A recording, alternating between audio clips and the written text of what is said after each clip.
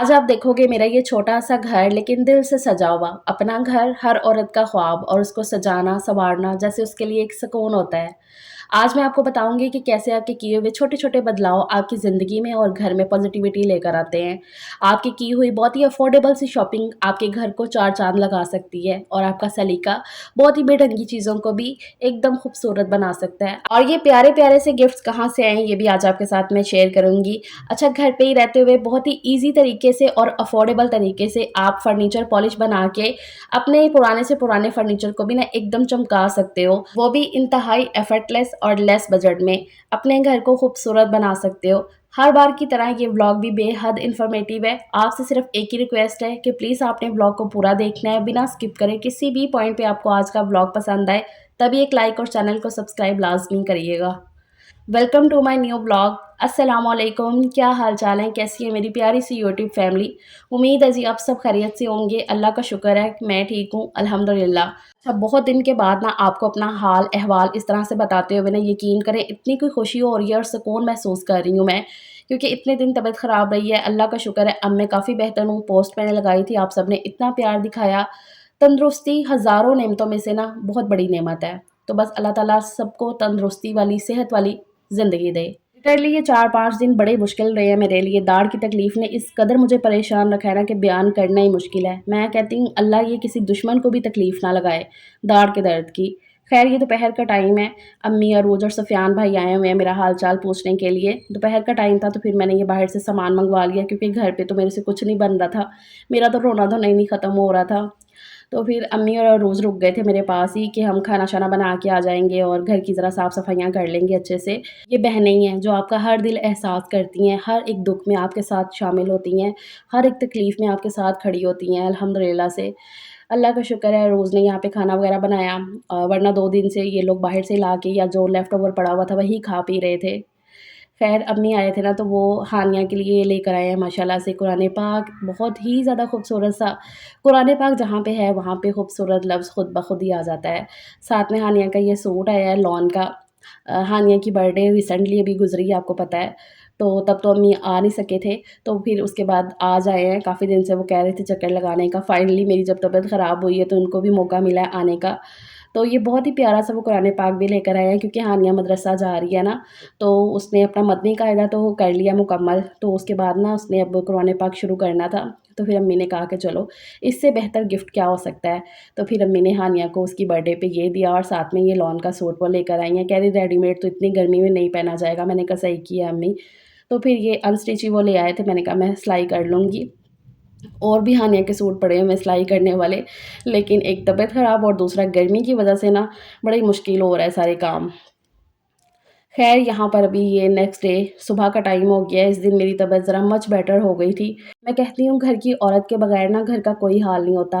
हम ख़वातीन अगर बीमार भी पड़ गई हैं ना तो हमें ये परेशानी ज़्यादा हो रही होती है, अपनी जान से ज़्यादा ना ये तकलीफ़ कहीं न कहीं हो रही होती है कि नहीं भी मेरे बच्चे जो है ना वो सफ़र कर रहे हैं या उनको अच्छे से खाने-पीने को नहीं मिल रहा, वो बाहर का खा पी रहे हैं, उनकी मर्ज़ी के हिसाब से नहीं हो रहा और मतलब ना फैमिली डिस्टर्ब हो जाती है। तो बस हर किसी के लिए ना यार तंदुरुस्ती बहुत बड़ी नेमत है। ख़ैर यहाँ पर मेरे बच्चों का काफ़ी दिन से दिल था कि आलू के पराठे खाए जाएँ, हालाँकि गर्मी का टाइम है सख्त, तो मैं भी किचन में खड़ी होगी। मैंने कहा नहीं भी आज कोई गर्मी-सर्दी नहीं, बच्चों के लिए आज मैं स्पेशल सा करके जो है ना नाश्ता बनाती हूँ, उनको खुश करती हूँ। तो यहाँ पर फिर मैंने जो है ना आलू वग़ैरह बॉयल कर लिए थे उड़ते सार ही। अभी ये कोई 10 बजे का टाइम था, तो फिर मैं लग गई थी, मैंने कहा कि चलो भई इनको मैं आलू के पराठे गरमा-गरम बना के देती हूँ। आलू के पराठे के अंदर ना मैं हमेशा इस तरह से प्याज़ को स्लाइस करके डालती हूँ ज़रा हाथों से खोल के, तो उसके ना बिल्कुल स्लाइसेस आ जाते हैं ये आलूओं के अंदर और साथ में घर के वही बेसिक से सारे मसाले, लाल मिर्च पाउडर, हल्दी, नमक और कुटी हुई लाल मिर्च और ये साबुत धनिया। अच्छा, मैं लाज़मी ना इसमें अनारदाना भी ऐड करती हूँ। एक तो बड़े ही मज़े का भी लगता है और दूसरा ईज़िली डाइजेस्ट भी हो जाते हैं पराठे, हज़म हो जाते हैं अच्छे से। यहाँ पर सारे स्पाइसेस ऐड कर दिए हैं मैंने। अब इसको मिक्स करने के लिए ना मैं हाथों पे ये शॉपर को बाँध लेती हूँ क्योंकि ग्लव्स मेरे पास अवेलेबल नहीं है और वैसे अगर इसकी मिक्सिंग की तो हाथों पे लगनी है, मिर्चें जलन होनी है। वैसा ये अजीब-सा मौसम है, सर्दी का टाइम हो ना तो हाथों पे आप ऑयल लगाओ, ऑयल लगा के आप मिक्सिंग कर लो किसी भी चीज़ की, तो आपको जलन वगैरह बिल्कुल नहीं होती है। लेकिन अभी क्या है ना गर्मी का टाइम है, अभी तो वैसे ही अजीब-सा मौसम है, तो फिर ना हाथों पे जलन होने लगती है, इसलिए मैंने शॉपर बाँध लिया था। मिक्सिंग अच्छे से कर लिया मैंने और मैं क्या करती हूँ कि आलू के पराठे, कोई भी स्टफिंग वाला पराठा मैंने बनाना हो ना, तो उसके लिए मैं पेड़े इकट्ठे करके रख लेती हूँ। एक तो इससे आटा जो है ना वो ज़रा रेस्ट भी मिल जाती है पेड़ों को, और पराठे फिर काफ़ी अच्छे बनते हैं, स्टफिंग वाले पराठे ख़ास तौर पे। यहाँ पर अब मैं ये गरमा-गरम पराठे बना के तैयार कर रही हूँ। वैसे तो सर्दी के जो पराठे होते हैं ना, उनकी बात ही अलग होती है, वो बनते हुए बड़े अच्छा लग रहा होता है। एक तो गर्मी नहीं, सुकून से बनाओ, और दूसरा ना आलू सर्दियों के बड़े अच्छे होते हैं, जल्दी से बॉयल हो जाते हैं और उनको मैश करते हुए ना सही मज़ा आता है। गर्मी के आलू को ना बहुत ज़्यादा देर तक पकाना पड़ता है। ख़ैर जी, यहाँ पर अब मैं पराठे को सर्व करती हूँ, ये मज़ेदार सी गाढ़ी-गाढ़ी दही के साथ, और साथ में घर का बना हुआ ये अचार। अचार मैंने, मुझे लगता है, आज आपके साथ शेयर किया है, उस दिन बनाने के बाद ना, ये लगभग अब जाके ना सही से पक चुका है अचार खाने के लिए ना। हम तो ख़ैर हफ़्ता 10 दिन से खा रहे हैं। अल्हम्दुलिल्लाह से बहुत टेस्टी अचार बना है, बहुत ज़्यादा टेस्टी। मैं कहती हूँ घर के अचार की बात ही अलग होती है।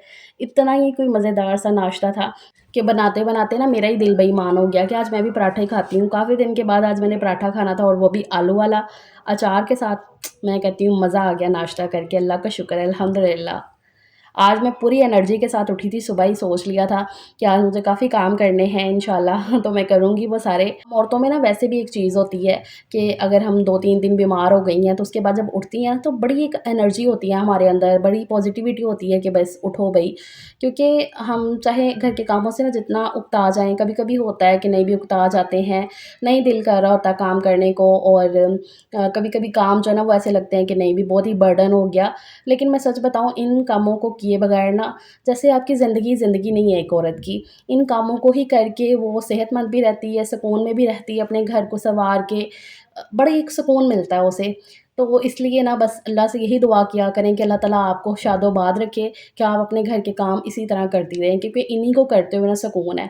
ख़ैर, यहाँ पर मैंने ये बेडशीट और पर्दे निकाल लिए थे, इनको मैं प्रेस करके तो फिर ये लगाऊँगी। ये वाला पर्दा मैं नया लेकर आई थी अंदर रूम के लिए, ये गर्मियों के हिसाब से ना बिल्कुल सही है, और आप यकीन नहीं करोगे, ये पर्दा मैं लंडे से लेकर आई हूँ, लेकिन ये ज़रा-सा भी नहीं लग रहा था कि ये लंडे का पर्दा है, क्योंकि सदर का जो लंडा है ना, वो लंडे जैसा लगता ही नहीं है। एक तो थोड़ा-सा एक्सपेंसिव भी है, ये पर्दा मुझे 600 का मिला है। आम लंडे में से शायद ये उतने का नहीं मिलता, लेकिन ये बहुत अच्छा पर्दा था। ख़ैर, इसको मैंने प्रेस कर लिया अच्छे तरीके से, और बेडशीट को भी मैंने कहा प्रेस करके ना, सारे सोफ़े के कवर्स वग़ैरह तो ये मैं प्रेस करके लगाती हूँ। आयरन स्टैंड नया लिया है भई, तो उसको इस्तेमाल भी करना है ना, शौक-शौक में एक नई चीज़ आई हो तो बड़ा दिल करता है उसको अच्छे से इस्तेमाल करें। तो आज मैं पहली दफ़ा आयरन स्टैंड यूज़ कर रही थी। मैंने इसके ऊपर कपड़ा डाल लिया था। बहुत सारी बहनों के कमेंट आए थे कि इसके ऊपर आप ना कोई कपड़ा अच्छे से डाल के ना फिर इस्तेमाल करना। ख़ैर, घर में जब से व्हाइट वॉश और पेंट का काम हुआ है ना, उसके बाद से मैं लगी हुई हूँ थोड़ा-थोड़ा करके ना, कि मैं अपने घर को सजाऊँ, सँवारूँ और अच्छे से। तो मैं ये कुछ शॉपिंग करके आई थी, बड़ी अफ़ोर्डेबल सी ये शॉपिंग है, जो मैंने $1 शॉप और जो 120, 130 या 100 वाली शॉप होती है ना, वहीं से मैंने ये चीज़ें सारी खरीदी हुई हैं। तो एक ये सिनरी मैं लेकर आई थी $1 शॉप से। अच्छा, मुझे पूछ रही थी कि आप कौन से डॉलर शॉप पे जाते हैं, तो ये बट चौक पे है डॉलर शॉप, तो मैं वहीं से सारा सामान खरीदती हूँ, और हमारे नज़दीक वही लगती है डॉलर शॉप। तो अच्छा, ये वाला जो शीशा आप देख रहे हैं ना, ये मैं नहीं लेकर आई हूँ, ये अम्मी ने गिफ्ट किया है मुझे। अम्मी जब आई थी ना, तो उन्होंने देखा कि ना ये जो मेरा वॉश बेसिन के ऊपर जो शीशा लगा हुआ है ना, तो वो काफ़ी छोटा-सा है। वो मुझे कमेंट भी आया था कि ये मिरर नहीं, इसको एज़ अ यूज़ कर सकते, ये एज़ अ डेकोरेशन पीस है। तो फिर अम्मी आई ना, तो वो भी कह रहे थे कि ये बहुत ही छोटा है, तो मैं ला के दूँगी तुम्हें। तो फिर वो ये वाला लेकर आई हैं शीशा, तो मुझे ये बड़ा अच्छा लगा। मैंने कहा ठीक है, मैं ये लगाऊँगी, और बाकी जो सामान था वो भी मैंने आपको दिखा दिया। अच्छा, अभी ये कमरे की ना कंडीशन कुछ ऐसी है, अल्लाह का शुक्र है, दीवारें बिल्कुल साफ़ हो गई हैं व्हाइट वॉश पेंट की वजह से। असल सजावट तो यही है कि आपका घर साफ़-सुथरा हो, तो बस ये है कि ये चीज़ों को ज़रा लगा देने से ना थोड़ी और इम्प्रूवमेंट आ जाती है, पॉज़िटिविटी आती है, सुकून होता है ये सबको देख के। ख़ैर, यहाँ पर ये जो मैं शीट की रोल पैक लेकर आई हूँ ना, तो ये वाला जो साइड टेबल है ना, ये आप देख रहे हो, इसको पहले भी ना मैंने ये शीट ही लगा के रखी हुई थी, जो कि अब काफ़ी ज़्यादा ख़राब हो गई थी। तो मैं कह रही थी कि इसको मैं दोबारा से ना यही वाली शीट लगा देती हूँ। तो इसके लिए ना मैं पुरानी वाली शीट को हटा दूँगी अच्छे तरीके से। अच्छे से इसको मैं रिमूव कर दूँगी। ये वाला जो साइड टेबल है ना, ये बेड और साइड टेबल मैंने इस घर में जब शिफ्ट हुई हूँ ना, तब लिया था हमने, और बहुत ही जल्दबाज़ी में हमने ले लिया था, क्योंकि हमें ज़रूरत थी। जो मेरा पुराना वाला बेड है ना, उसको जब हमने हटाया वहाँ से ना, तो उसमें दीमक हो गई थी। दीमक की वजह से वो बेड काफ़ी ख़राब हो गया था, जिसका हमें पहले अंदेशा नहीं था। जब हमने वहाँ से हटाया बेड सामान उठाने के लिए, तब पता चला कि बेड काफ़ी ख़राब हो गया है। तब इमरजेंसी में हमें बेड चेंज करना पड़ा। तब बजट भी बहुत ही आउट था क्योंकि घर बन रहा था। तो फिर हमने जल्दबाज़ी में ना जो समझ में आया, अल्लाह का शुक्र है ये वाला बेड हमने फिर ले लिया था। ये हमने सेकंड हैंड ही परचेज़ किया था। शॉप से ही जाके किया था परचेज़। तो ख़ैर इसका जो साइड टेबल है ना, तब भी बस ऐसा ही था और आहिस्ता-आहिस्ता इस्तेमाल करने के बाद ना काफ़ी ये रफ़ हो गया है ऊपर से। तो इसके लिए ना फिर मैं ये शीट लगा रही हूँ। ये शीट जो है ना काफ़ी सही रहती है, अगर इस तरह से ना एक तो चीज़ें ज़रा साफ़-सुथरी नज़र आती हैं और दूसरा लुक भी काफ़ी चेंज हो जाती है चीज़ों की। ख़ैर ये रोल शीट मैंने डॉलर शॉप से ही ली हुई है। अच्छा, इसको ना यहाँ पे मैंने नाप लिया है और कटिंग करने के लिए मैं नाइफ़ का इस्तेमाल कर रही हूँ। नाइफ़ से ये बहुत अच्छे से कट हो जाती है और बिल्कुल इक्वली कट होती है। सीज़र से ये उतनी अच्छे से कट नहीं होती है, तो इसलिए ना इसकी कटिंग के लिए ना आप नाइफ़ का इस्तेमाल करो तो वो ज़्यादा बेस्ट रहता है। इसको लगाना थोड़ा-सा ट्रिकी काम है, लेकिन अगर अच्छे से ये लग जाए ना, तो ये उतनी ही अच्छी लगती है लगी हुई। यहाँ पर इसको मैंने नाप के काट लिया है और नाइफ़ से ही काटना बहुत ही ईज़ी भी रहता है और अच्छे से कट भी जाती है बिल्कुल इक्वली। ये भी मैंने देखा था, इससे पहले में भी मैं सीज़र से काटती थी, तो उससे ना कहीं न कहीं थोड़ी-सी टेढ़ी-मेढ़ी हो ही जाती थी। लेकिन फिर मैंने देखा कि आप नाइफ़ से काटोगे, ऐसे ही वीडियो में कहीं देखा था, तो मैंने कहा कि ठीक है, ये अच्छा है काफ़ी तरीका। तो उसके बाद से मैं नाइफ़ से कट करती हूँ और बहुत ही परफ़ेक्ट ये कट होती है नाइफ़ से। आप देख भी रहे थे अभी। ख़ैर बस इसको आपने ना एक कोने से इसका स्टिकर लगा होता है, उसको हटाना है और एक कोने से चिपकाते हुए हाथ पे आपने कोई भी ऐसे कपड़ा रख लेना है। उस कपड़े को आपने ऐसे ना स्मूथली फेरते जाना है, तो ये काफ़ी नीट तरीके से लग जाएगी। जितनी भी इसके अंदर सिलवटें हैं ना, वो निकलती जाएँगी कपड़े की वजह से। बस ये है कि लगाने का थोड़ा-सा आपका तरीका भी ना होना चाहिए। तो यहाँ पर ना इस तरीके से मैंने ये देखो साइड टेबल को लगा लिया और जितना भी वो गंदा लग रहा था साइड टेबल ना, अब कितना अच्छा लगने लग गया है। बस यही औरत का सलीका होता है जो किसी भी बेढंगी चीज़ को ना साफ़-सुथरा बना देता है। अच्छा, यहाँ पर ये जो सिनरी मैं लेकर आई थी ना, ये मैं रूम के लिए लेकर आई हूँ, ताकि अच्छा लगे। यहीं पे मैं ज़्यादातर नमाज़ पढ़ती हूँ, फ़जर की नमाज़ मैं ज़्यादातर यहीं पे पढ़ती हूँ। तो इसलिए ना मैंने कहा था कि चलो रूम में ना एक सिनरी होनी चाहिए। एक तो खूबसूरत भी लगेगा इससे और रूम में ना ये सारी चीज़ें ना बड़ी अच्छी लगती हैं, घर में लगी हुई। और ये वाला जो शीशा अम्मी लेकर आई थी, ये मैंने लगा दिया वॉश बेसिन के ऊपर और यहाँ से जो लगा हुआ था ना, वो मैंने हटा के तो ये मैंने रूम में लगा दिया है। मैंने कहा कि चलो ये डेकोरेशन पीस तो है ही, तो इसको रूम में ही लगा देते हैं। ज़यान की ये वाली तस्वीर मैंने लगा तो दी है, लेकिन हानिया ने मदरसा से आते ही उतरवा दी कि मामा नहीं, तस्वीरें नहीं लगाओ। अच्छा, मुझे भी इस चीज़ का आइडिया है, लेकिन बात वही है ना कि हानिया ने जब आके कहा ना कि वो मदरसा जाना शुरू हुई है ना, तो बहुत सारी चीज़ों में उसके जो है ना इम्प्रूवमेंट आई है, बदलाव आया है उसमें। तो ऐसे वो जब चीज़ें बताती है ना छोटी-छोटी कि मम्मा ऐसे नहीं वैसे, तो मैं वही कह रही थी कि जैसा देश वैसा भेस। आप बच्चों को जैसी तालीम दोगे ना, वैसी उनमें जो है ना वो चीज़ें आएँगी। तो मुझे आके कह रही मम्मा नहीं, तस्वीर नहीं होनी चाहिए रूम में, ये वो ना, तो इस तरह करके। अच्छा, उसके बाद आ गई मैं किचन में। अब मैं बनाने लगी हूँ पॉलिश, जो फर्नीचर के लिए मैंने पॉलिश आपको बताया है स्टार्टिंग में। तो उसके लिए पॉलिश बहुत ही ईज़ी तरीके से आप बना सकते हो। यहाँ पर मैंने पतीली में पानी रख दिया थोड़ा-सा गर्म होने के लिए और इसमें मैंने पत्ती ऐड कर दी है, चाय पत्ती। चाय नहीं बनने लगी है, टेंशन ना लो आप, पॉलिश ही बनेगी। अच्छा, इसमें मैंने पत्ती ज़रा थोड़ी-सी स्ट्रॉन्ग ऐड की है, ज़्यादा पत्ती डाल के इसको बहुत अच्छे से मैंने पका लिया है।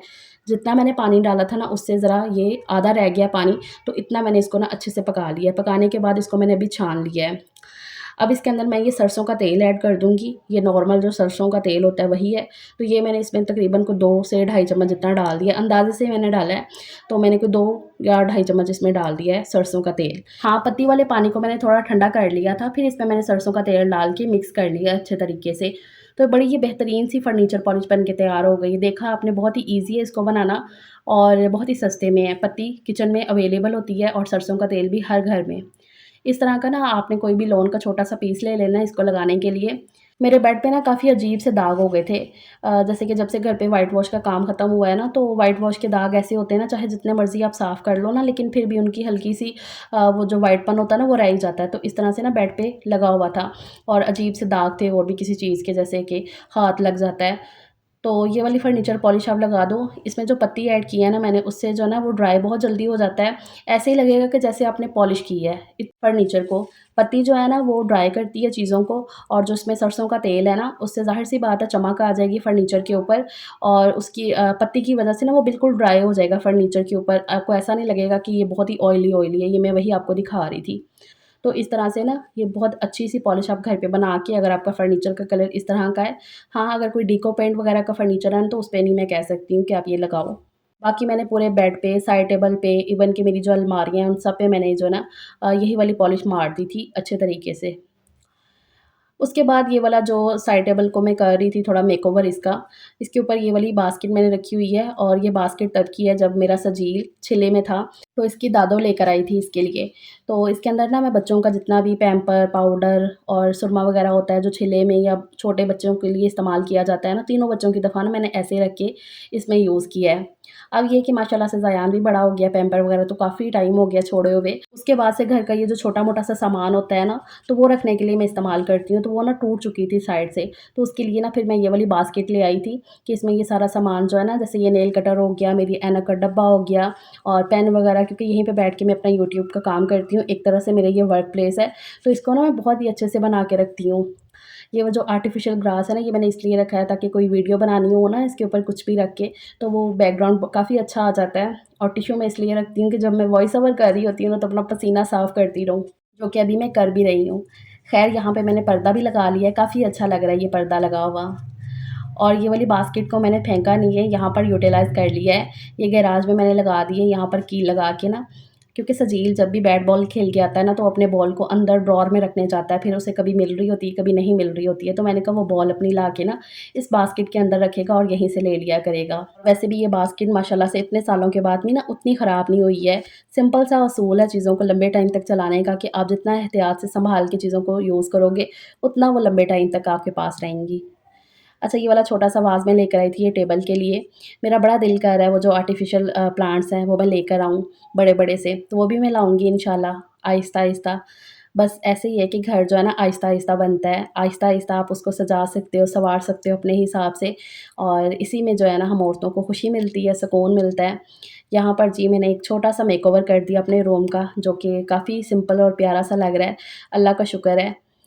ये वाले आयरन स्टैंड को रखने की अभी तक जगह जो है ना वो नहीं बन पा रही है, तो ये भी मैं सोच रही हूँ कि कोई जगह बनाती हूँ इसकी देख लेंगे, लेकिन फ़िलहाल के लिए अभी ये रूम में ही है, अल्हम्दुलिल्लाह से। तो इस तरह से मैंने अपने प्यारे से छोटे से घर को अरेंज करके रखा हुआ है, अपने तरीके सलीके से। ज़रूरी नहीं है कि महँगी-महँगी आप चीज़ें लाओ, उसी से अपने घर को सजा और सँवार सकती हैं।